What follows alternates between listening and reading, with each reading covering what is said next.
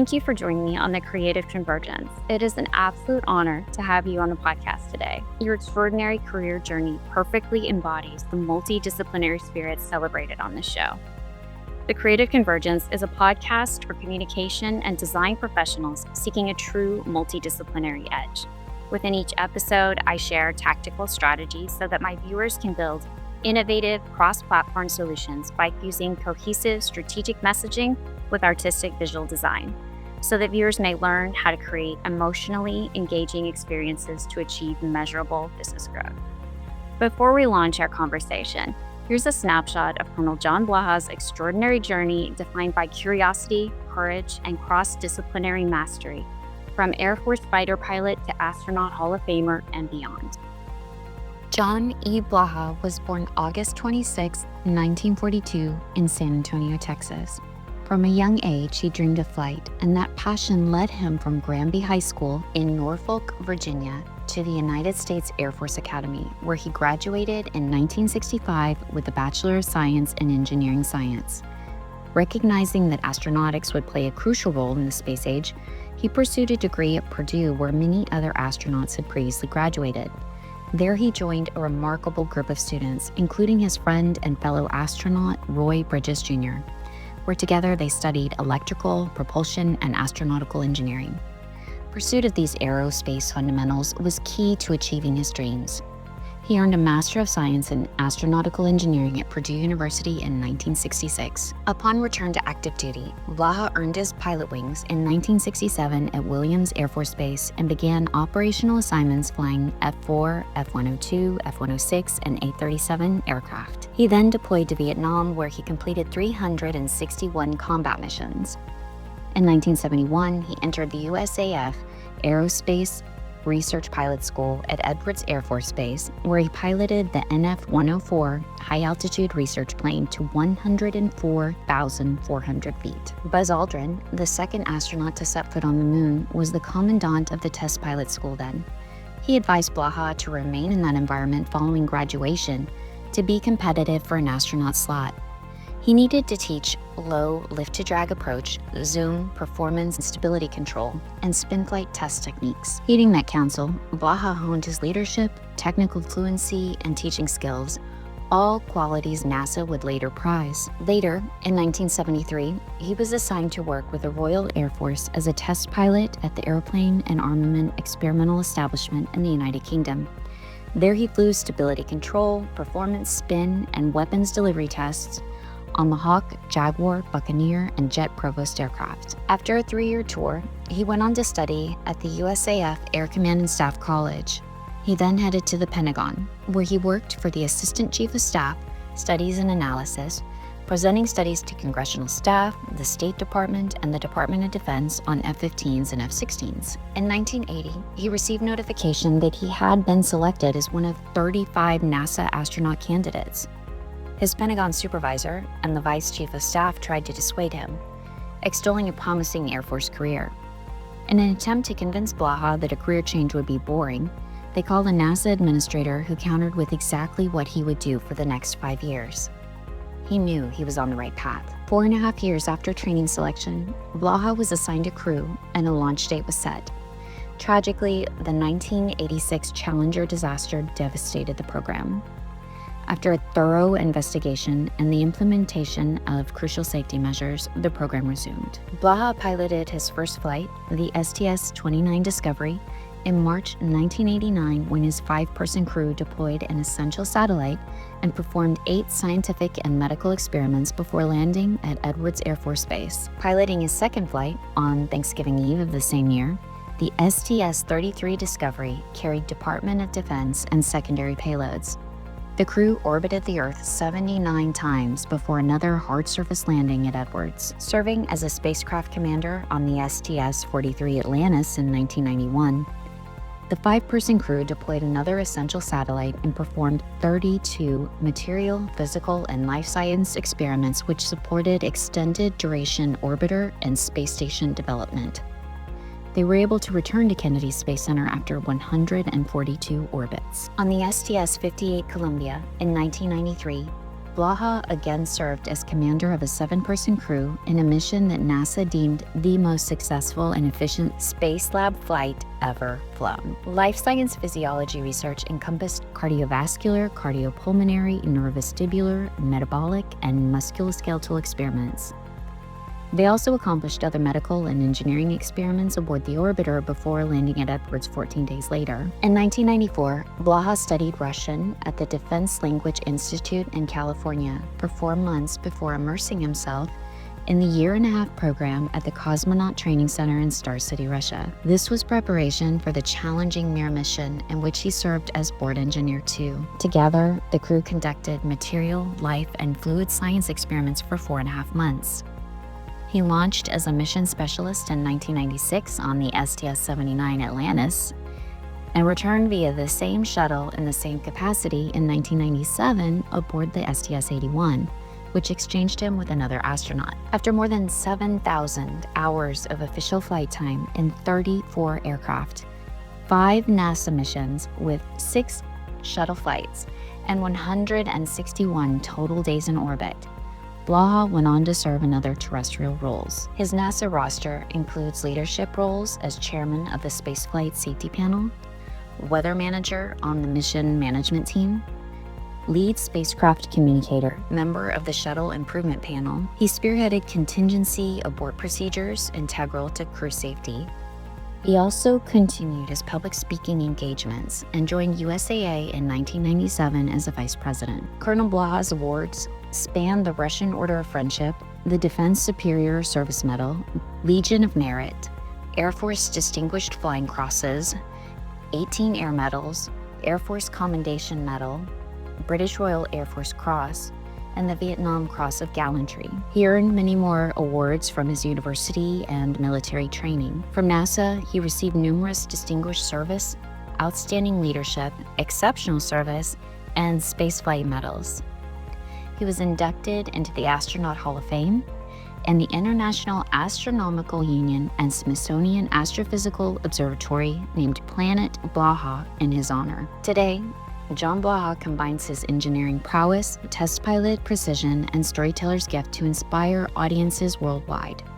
Whether reflecting on, quote, the best elevator ride in the world, the exhilaration of discovery in microgravity, or the boundless frontier that lies beyond low Earth orbit, he exemplifies the creative convergence of technical mastery, human curiosity, and cross-disciplinary leadership. Our mission today is exploring the lessons you've learned while navigating technical challenges in microgravity, capturing Earth from space photographically, integrating the latest technologies, learning Russian for cross-cultural teamwork, and translating it all into a narrative that has inspired curious audiences. By sharing your unique experiences, you'll give our listeners practical insights to sharpen their own multidisciplinary skills and lead with the same curiosity, creativity, and precision that has defined your career. Let's get started. You've logged 161 days in space across 5 missions, an incredible journey from Air Force Academy to astronaut. What first ignited your passion to venture into space? Well, let me just tell you, when I was a kid, I always grew up on Air Force bases. My father was in the Air Force, and so I wanted to go to the Air Force Academy to be a fighter pilot in the Air Force. When I was at the Academy, my freshman year, we had the first human flights in space. And it started with Yuri Gagarin and, of course, the rest with our Mercury astronauts. And it was at that moment that I said, boy, when I stop flying jets for the Air Force, I want to go fly spaceships for NASA. So that's what started it. That's amazing. In your career, you bridged engineering, science, cross-cultural teamwork, and public speaking. How do you see that thread of creativity and communication weaving through those diverse fields? Yes, you're right. I'll tell you, I became so interested in space that when I was at the Air Force Academy, it improved all my grades, just so it all. And then when I went to Purdue University, I got a master's degree in astronautical engineering because I thought that would help me become competitive. Then I was in the Air Force. Everywhere I went, I loved, but then as soon as I got there, I started working on my next assignment because I learned from reading the bios of the Mercury astronauts that if you flew many different airplanes, it would help you be a better astronaut. So I did that. But I must tell you, in all of that, looking back on it, the thing that made the biggest difference was the woman I married. She was also an Air Force brat and grew up in the Air Force. And I knew that I would be moving a lot to become competitive, to become an astronaut. So I was very inspired that her dad was in the Air Force and she also had moved around a lot. So I knew she would be willing to do that, and she did all the way through and was a huge support of my being able to achieve my dream. That's wonderful to hear. And Brenda's an amazing person. How long have you been together now? 58 years. Wow. Congratulations. Yeah, we just passed our 58th anniversary. That's wonderful. The space missions may force you to solve unexpected challenges with limited resources at any time. Can you walk us through a moment where you had to draw on fields outside of your core training to find a solution? Yes, it happens all the time. Like anything you do, you can drive a car down the highway and little things happen and you have to react to it. And that's the case in spaceflight. I could give you many. We train for everything. And when you fly your mission, when you land, you say, wow, I only used 1% of my training. Wow. Because you get prepared for everything. One example was my second landing in the space shuttle. Due to very unusual high winds and many other factors, we had to land on a runway at Edwards Air Force Base they had never landed the space shuttle on or you had ever trained for, even when you were at Edwards training. It didn't have any of the normal things to help you, so you pretty well did it like you were flying a Cessna 172, whether you liked it or not. You came overhead Edwards at 40,000 feet doing Mach 1.3 and made a diving 360-degree turn onto the runway. Literally in 2 minutes, you go from 40,000 feet to landing on the runway. You're coming down that quick, you're flying a brick. And that was a very challenging landing, and I could tell you other events, but that's one. Wow, that's incredible. Thank you for sharing that. I can't even imagine being in that position. That is incredible. As an astronaut immersed in life science and physiology, experiments in microgravity, how did you balance technical precision and creative intuition when adapting procedures on the fly? Okay, in my case, I'm going to give you a specific example, but before I do, I'm going to tell you the truth at a high level. Okay.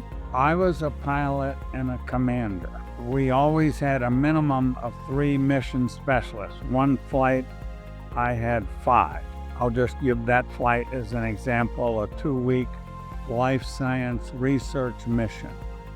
The important thing is to know what you're good at and what your responsibilities are, and to be willing, that's a key word, willing to hand out leadership of many other areas to every member of that crew and learn to depend on them.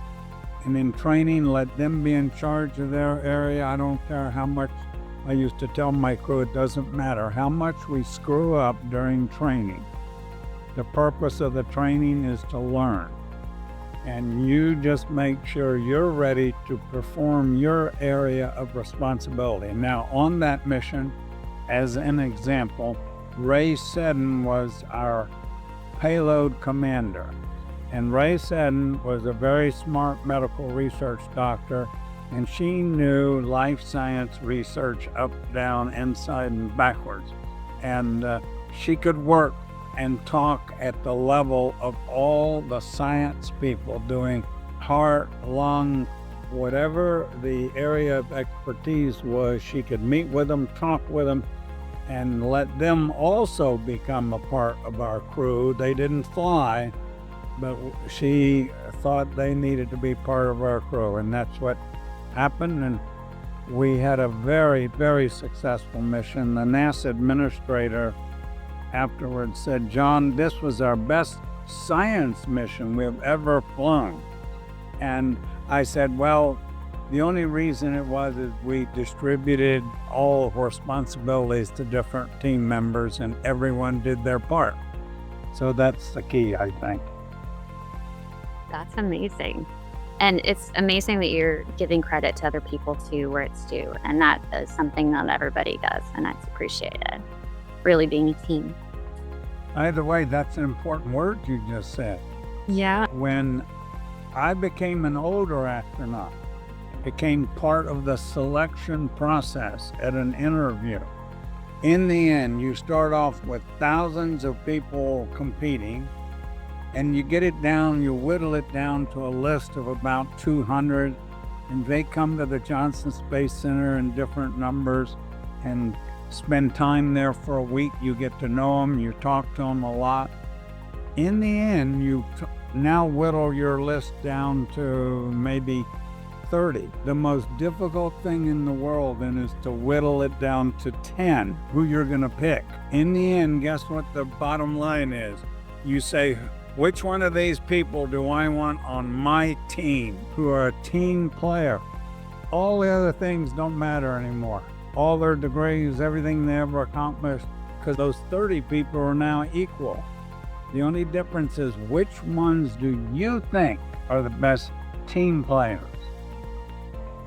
That makes perfect sense, especially with such high stakes and being in such a small environment for so long. You really have to be able to trust and count on the other person and be able to work together. If you have any kind of conflict, that would just be a nightmare. So we're gonna switch gears a little bit. You captured some incredible photos while on board spacecraft. How did the constraints of microgravity and your unique vantage shape your approach to photography? And what role do those images play in communicating the wonder of spaceflight? First of all, the role they play in communicating spaceflight was very important because it's different and people can't imagine what things are unless you show them a good picture. So that's the role it played. Second, as far as taking the photography, it was easier in space than it is here because you could float around. You're maneuvering around like a fish in a goldfish bowl, and up and down can be any way you want it to be, and you just sort of glide over and get the perfect setup that you want and take your picture. In other words, maybe the best thing to do here is to glide over to that corner of the room. And so that's the point. So it's actually easier to get in position to take a great picture. That's amazing. I wouldn't have thought that because I think you'd be moving unsteady. You learn how to steady yourself very easily in no gravity. So you become like a fish in a goldfish bowl. I can't picture it that I'm trying. That's incredible to have that experience to be able to do that. During your training and then extended stay on Mir, you learned to speak Russian and operate in a multilingual environment. How did studying language and navigating cultural differences influence collaboration with your cosmonaut crewmates? And what lessons may communicators draw for bridging linguistic divides within their own teams? Okay, that actually was something I was lucky at. My father was in the Air Force. When I was 14, 15, and 16 years old, I lived on the southern side of Paris, France, and my friends were French kids. And I learned the French language just like a 2-year-old learns a language. They said things, I heard it, I repeated it, and over time, I learned the French language, but with my ears and my mouth, replicating the noise. So now when I got assigned to go to Russia to fly with the Russians, I kind of smiled. I started, with the normal language classes, bringing you the alphabet. And by the way, the Russian alphabet is very different than our alphabet. So it even becomes a more difficult language. I'll give you 2 examples. Our C is their S. Our P is their R. And then they have about 8 other symbols you've never seen before. Anyway, when I went to Russian languages and they sent me to Monterey, California, where the military has a place where they teach people foreign languages, I had 4 Russians who were my instructors. They never spoke a word of English to me, not one word. But I asked them in English one day early on, I'm going to bring you 5 sentences every day of things I want to learn how to say in Russian. So I have a tape recorder and I'm going to turn it on and you go number 1 and you just say it in Russian. Это зависит от много обстоятельств. That means it depends on many variables. That's a typical answer in an engineering course. So I picked all these different things. I'm happy to be here. Я счастлив. So I memorized them. When I went to Star City, Russia, when I went through the gates, the only person I ever spoke English to was my wife, Brenda. Otherwise, it was 100% Russian, but I knew about 1,000 lines I had memorized of all these things I wanted to say. And I started talking to the Russians. And this is true. If you learn a foreign language, and everybody knows this, so you learn it in America, then you go to, let's say, Spain, and now you're trying to put words together and make up a sentence and all that baloney. And then the Spanish people look at you like, gee, what did you say? Because they don't hear you real good. And it's demoralizing. But if you say something in that foreign language and they go, wow, that's really good, John, you sound like a real Russian. And now it inspires you and you feel confident.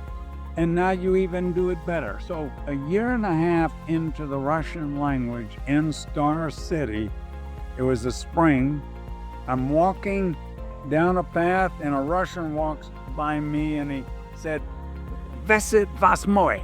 And I went, what? And I never heard that before, but I knew what he just said to me. Spring has arrived. And then I was realizing that I was hearing Russian. I stopped translating, and actually I was breathing, thinking, and speaking Russian just like we speak English. So my answer to people here is, when you learn a foreign language, you must have the accent they have. And that's what I got by replicating the noise I heard from those different professors. I could read them in a book somewhere and I wouldn't even recognize them. I learned the Russian language by hearing and speaking, and then of course the written checklists I needed to know. I understood that writing. Wow. That's amazing. That isn't the usual path that most people take. That's exactly right.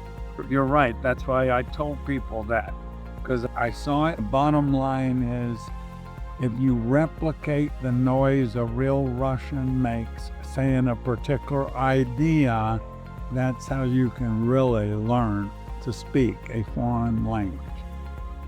That's incredible. Thank you. Thank you for those insights. So, having witnessed decades of technological evolution, what possibilities excite you most about integrating artificial intelligence into mission planning, robotics, and astronaut training? Artificial intelligence. That'll be a new thing. And I don't want to necessarily guess at an answer to it. Okay. I think of AI, and I could be totally wrong, so I'm going to say something now, as just more deeper and thicker memory and logic in a computer model. I understand computer models, but all I can do is say it's much more deep with AI. And other than that, I don't use AI. So much is changing so quick. It's growing and changing every day. Right. I was interested in because you've seen so much change and technology over your lifetime. I have seen an awful lot. I want to make one statement on that. Back when I took a course at the Air Force Academy, I'll show people how important equations are. I learned an equation. I'll never forget it. V squared over 2 minus mu over r equals minus mu over 2a. I love this equation. I could tell you all the applications of it. You wouldn't believe it. If you want to know how fast you need to get going to get to the International Space Station, you plug in, solve for V, you come up with 17,500 miles an hour, and that'll get you to the space station. If you want to go to the moon, you plug it into that equation, V squared over 2 minus mu over r equals minus mu over 2a. You get a V of 24,266 miles per hour. And then you want to know how fast are you going when you arrive at the moon. Plug it into that equation. You get 5,300 miles per hour to circle the moon. It's the most powerful equation. The Hubble telescope moves on it. Comets move on it. All of our planets are moving on that equation. It is unbelievable how you can expand your knowledge in the universe because of your knowledge of that one equation. Pretty cool. Incredible. I know I keep using that word, but really incredible. Yeah. So you've launched a number of incredible career pivots in your life. Which multidisciplinary competencies were most critical in navigating those transitions? There are, I guess, two. The first is I love being in the Air Force. Absolutely love my 15 years in the Air Force. But when NASA said, John, we have selected you to be an astronaut, you need to be here in 3 weeks, I said yes. I had the Chief of Staff of the Air Force get together with me and say, John, why are you doing this? You have all this great jobs in front of you in the Air Force. And I said, I know that, and I love the Air Force, but if I don't do this for the rest of my life, I'll say, you turned down your goal to go fly in space. So you just need to make the change when you need to make it, forget the past, and move forward. And in this case, start all over again, because you have to now compete inside the astronaut office. So it's a different place, and it has nothing to do with what you did in the Air Force. That's one example. I could give you more.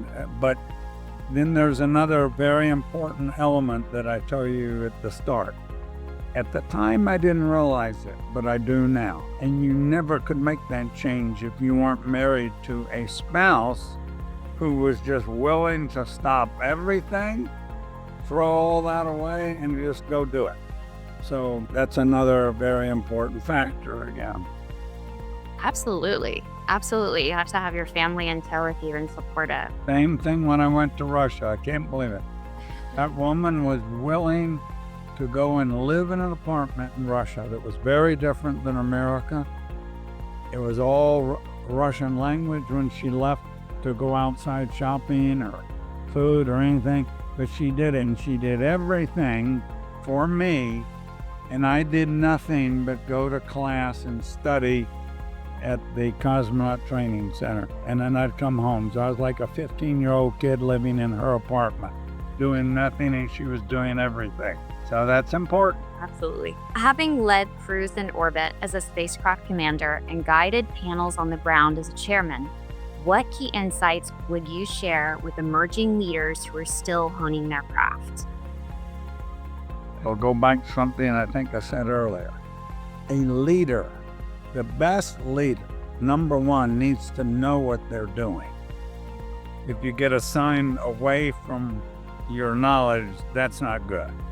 But if you know what you're doing, then you are willing to let other people have a piece of the pie. Each one of those individuals then will give you incredible work in the area you give them to be the expert in. And that could be a job here on the ground. That could be an automotive plant. That could be in a pharmaceutical industry. The best trait of a boss is to know your job, but be willing to give pieces of your job to other people. And then instead of just one brain accomplishing everything, you have 10 brains, or you have 100 brains. That's my advice to anyone to be a good leader. Because then as a leader, if someone does something wrong, it's okay. But you have to go to them and say, you did this wrong. You have to know what you're talking about, or they'll think, gosh, my boss is an idiot.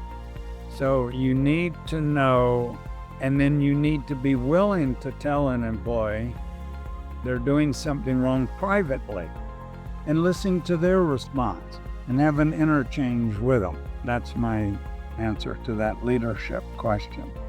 So be aware of everyone's jobs, know your stuff, have a brain trust, delegate, and be able to communicate. That's a very good word, delegate and communicate. That's right. Thank you. When you step into the role of a public speaker, how have you translated the intensity of spaceflight into a narrative arc that connects with audiences who have never left Earth? Okay. I always thought that was easy. My boss in Houston, Texas, told me the reason he thought I would do well going to Russia and doing this exchange with the Russians is because I like to talk. So he said, number one, that means you'll like to learn the Russian language. No way you're gonna go live somewhere for 2 years and not be able to talk to people. So that was one thing he always told me. Public speaking is the easiest thing in the world if you tell people the truth. And don't write down necessarily a speech. You know the subject real well. You see your audience. You meet your audience. I always like to greet people at the door coming into the auditorium. Ask them questions, get some sense, because then you can tailor what you're now going to tell them by what you learn who they are and what they're maybe interested in. And I found that to be a good way to do it. But tell the truth. So, John, how do you go to the bathroom in space? And you know, the bottom line is answer them. Just tell them. That's it. No different. That's what you have to do. You have to tell them the truth. It's easy to tell the truth. If you make up an answer, you can get mixed up. Telling the truth. That's great. I didn't know that you didn't plan your speeches, that you give your talks on the fly. You're such a good speaker, and you have all of this information. It just comes forth so easily. So I could see how that would be easy for you, but so much harder for other people. But I appreciate that. Start from a place of truth and be authentic to your audience. Right.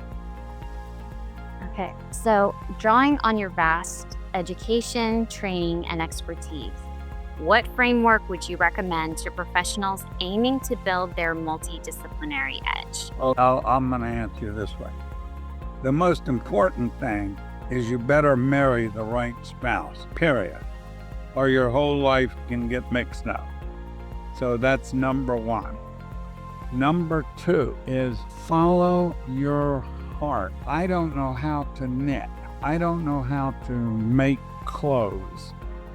I know my strength is with numbers and equations and stuff like that. So follow your heart. Now, in my case, my driving thing that I wanted to achieve was to be a pilot in the U.S. Air Force, period. And then I wanted to be a pilot flying spaceships.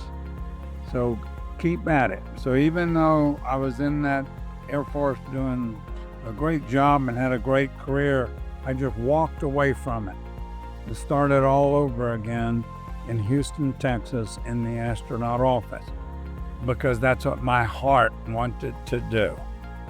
So those are my two things. Make sure you have a relationship with a spouse that is the right one for you. And number two, follow your heart with your career. Two aspects of the heart, really. Yes, that's right.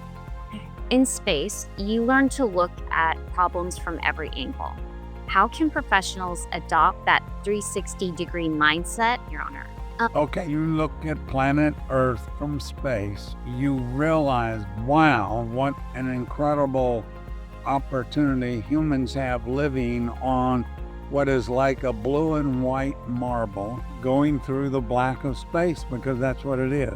Earth is a blue and white marble. That's what it looks like. It doesn't look like the globes we see in a library or in a schoolroom. It doesn't look like that at all. It looks like a blue and white marble. And you realize, my gosh, what an incredible place. And all that life and activity is going on, but yet we're all on the same little blue and white marble going through the black of space, moving on that equation, v squared over 2 minus mu over r equals minus mu over 2a. The Earth is moving on that equation, going around the sun. So that's one aspect of it. The other aspect of it is when you're looking out, you see thunderstorms over here, and then you see streaks of electricity just boom, 4,000 miles over here, boom, boom, boom, the thunderstorms go off. And then another streak, boom, boom, boom, they go off here.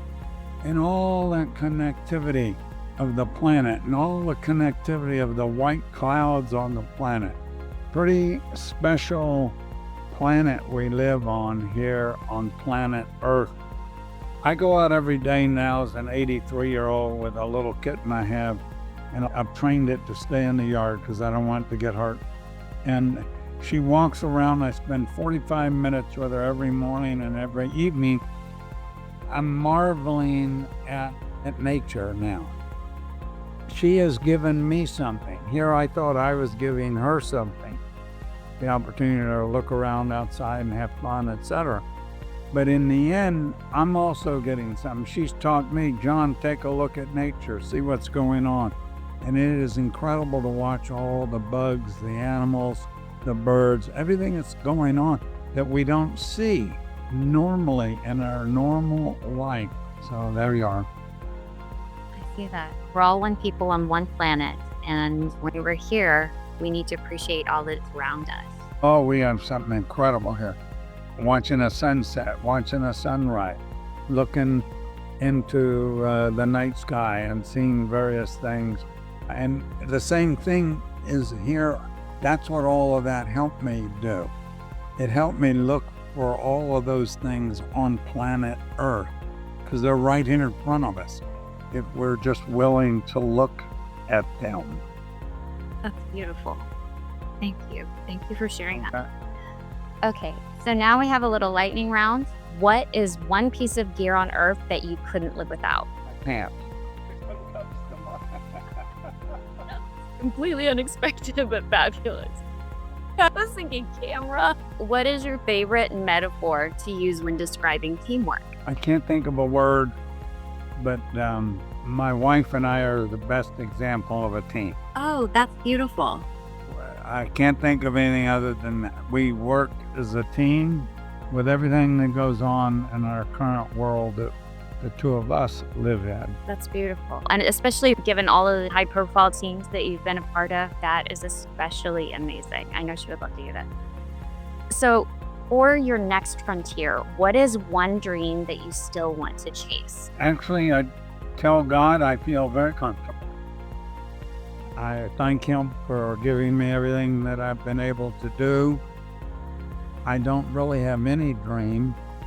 If I have any other thought, I tell Him to take care of Brenda, that's my wife, because she takes care of everything around her that's alive, and they would all really miss her. But that's the best I can do on that, because that's the truth. Absolutely. And thank you for mentioning your faith. I know that's been a huge part of your life, and I appreciate that. It's not all about the science. Sometimes we bring the heart and truth into that. So what final thought would you leave our listeners with about the power of combining technology, creativity, and curiosity in any field? What I would tell people, because it's true, is the next, I believe, step for humanity as humans on planet Earth.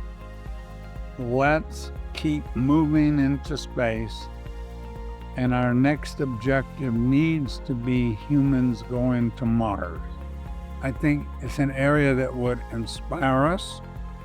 And like Buzz Aldrin and Neil Armstrong said when they went to the moon, everything they thought wasn't what they brought back.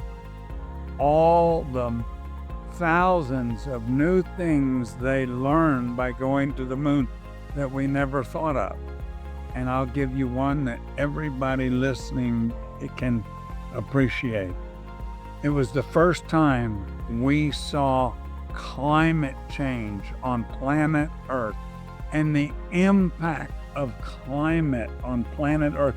So the Apollo missions, that was one of many, but that one idea brought the whole concept of we need to understand the climate on planet Earth. And there were many others, but it had nothing to do with anything somebody thought about before we went to the moon. The same thing will happen when we go to Mars.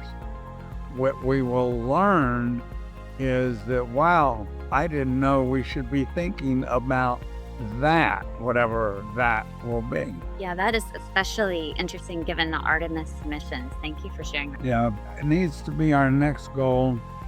The challenges of the technologies necessary to do it will push the limits, which is good. For an example, I'll give you one example, and there are about 20 very important things we need to learn.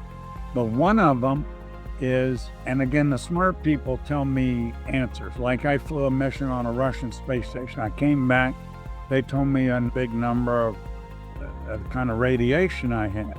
And I said, well, I'm a stupid guy, so tell me in English what that means. They said, John, you had 1,700 chest x-rays. I said, you gotta be kidding me. And so then I said, how many chest x-rays would you get on a mission to Mars? And they said, John, that's what we need to figure out.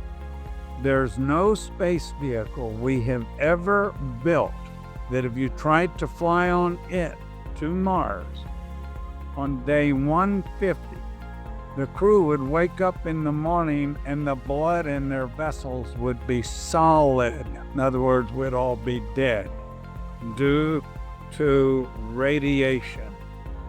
Being here on planet Earth with our moon, we have a magnetosphere that kind of protects us against gamma radiation. On a mission to Mars, you don't have that. So human beings would all wake up on day 150 with the blood in their vessels solid. Obviously, we have to solve that problem. I've been worried about all the epigenetic switching and the longer term studies and with cancer, but I wasn't thinking about solid blood. No, it's incredible. So that's what a smart person told me, because one thing I learned that I had fun at NASA is there's all these smart people and they tell you stuff and you can sit there and shake your head like you know, but if you want to be honest and say, I don't have a clue what you just talked about, can you put that in real simple language that I can go tell my mother and she would understand it, and they would then do it for me. You can always tell a real smart person in their area of expertise. They can end up telling you a very simple answer that's not complex and complicated. That's something I learned with my 18 years with NASA. You're right. They understand the problem enough, or to be able to explain it in different ways. And that's exactly right. The same way you can when you're talking to an audience, as you asked me earlier, you have to tailor to the audience. If it's an elementary school class, you got to talk to those kids different. Talk to them like they're your grandkids. And anyway, I appreciate that, being able to teach and talk to different people at different levels to where they understand communicating. That's very effective, and that's a very useful skill. Yeah. So that brings us to the end of another episode of the Creative Convergence. John, your stories from piloting spacecraft to framing Earth's beauty through a camera lens, from the cultural exchange aboard Mir to embracing technology on the ground, all remind us that the real innovation happens at the crossroads of various disciplines. Your insights on problem solving and microgravity, leading diverse teams, and crafting narratives that resonate here on Earth give us a roadmap for nurturing our own multidisciplinary edge. Listeners, take John's framework to heart. Lean into curiosity, blend technical mastery with creative instinct, and never lose sight of the human spark that turns data into motion. Whether you're designing a campaign, building a user experience, or guiding your next team, remember to look at problems from every angle and use the tools available to you, from language to AI, to amplify your authentic voice. And if you enjoyed today's conversation, subscribe, share, and join the Creative Convergence newsletter for more tactical strategies that fuse strategy with design. Until next time, keep converging your skills, expanding your horizons, and crafting engaging experiences that drive real results. Thanks for listening.